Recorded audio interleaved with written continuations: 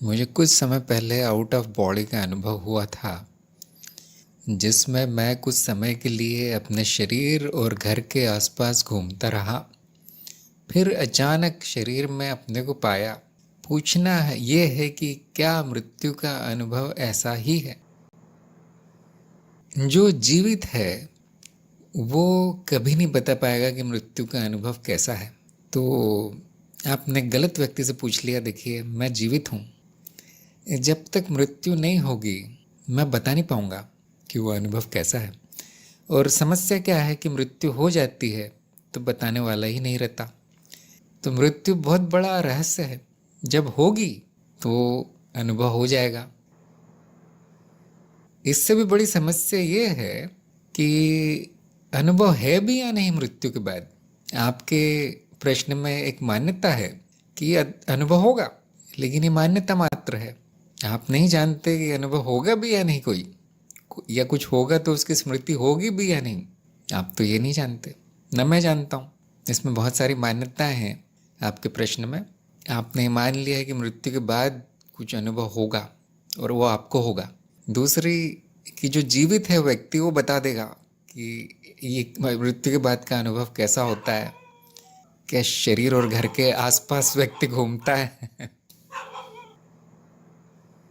ये मान्यता आपके मन में कैसे आई? इस पे प्रश्न चिन्ह लगाइए। सभी अनुभव व्यक्तिनिष्ठ है, इसलिए जब वो होता है अनुभव तभी जाना जाता है। अब प्रश्न में तीसरी गलती ये है कि आप में मान्यता है कि कोई मुझे बताएगा तो सच ही होगा। क्या बात सही है?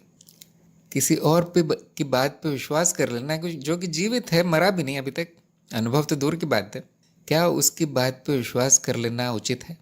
क्या मेरे कहने से वो बिल्कुल वैसा ही अनुभव हो जाएगा आपको या किसी और को? अगर मैं कोई अनुभव बता दूं तो देखिए कितना ज़्यादा अज्ञान है। अपनी मान्यताओं पे प्रश्न चिन्ह लगाइए। एक दो बातें बताई जा सकती है मृत्यु के बारे में। पहली चीज़ कि वो पूरी तरह माया है। मेरी मृत्यु नहीं होती।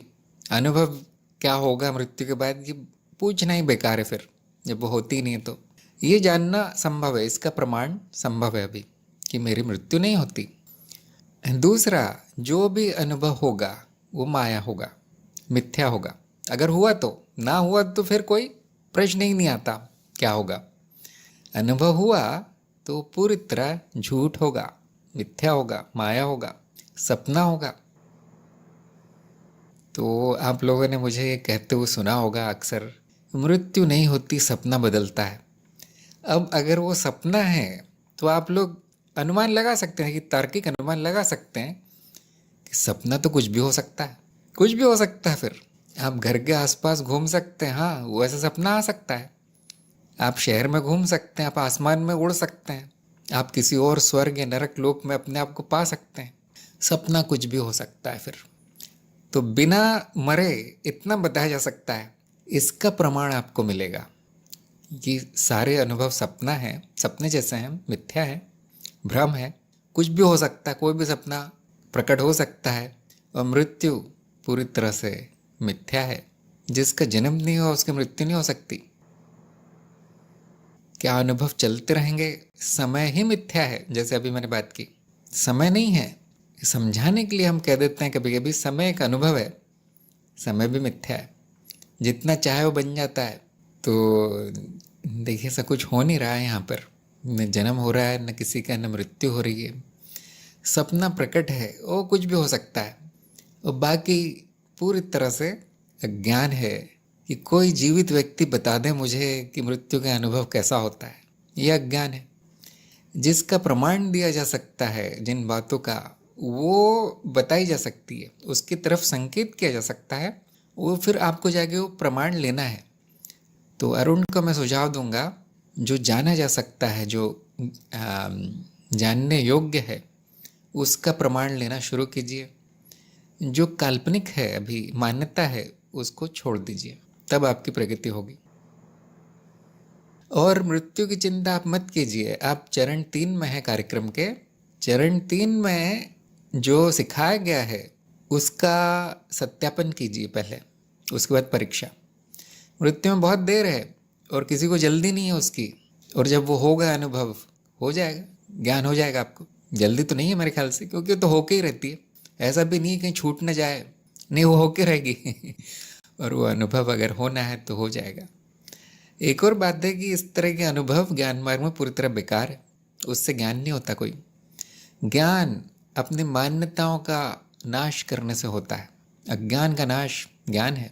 तो देखिए आप में कहाँ अज्ञान बचा है, उसका अंत कीजिए पहले स्वयं के अनुभव, स्वयं की बुद्धि से। तब आपका कल्याण होगा, तब आपकी प्रगति होगी।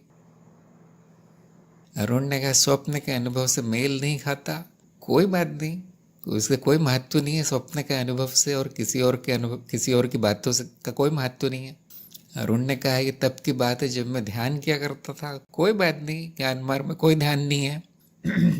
अगर आपने ज्ञान मार्ग पकड़ लिया है तो वो भी बेकार है अब। तो देखिए आप मार्ग पर नहीं हैं, मार्ग से भटक रहे हैं, तो मेरा यही सुझाव है आप चरण 3 के निर्देश पढ़कर उस पर आगे बढ़िए। अगर आपको नहीं करना है वो सब, हमारा कार्यक्रम और ज्ञान मार्ग कोई रुचि नहीं बची, तो वो छोड़ देना ही अच्छा है। क्योंकि यहाँ कोई नहीं बता पाएगा कि मृत्यु का अनुभव कैसा है और ध्यान का क्या, ध्यान के समय क्या होता है, कोई नहीं बता पाएगा यहाँ पर।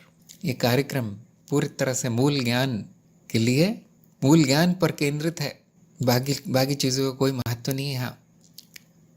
तो मैं देखिए कोशिश करता हूँ साधकों को मार्ग पे रखने की, लेकिन अगर वो इस तरह से भटकते रहे तो उनको हटा दिया जाता है।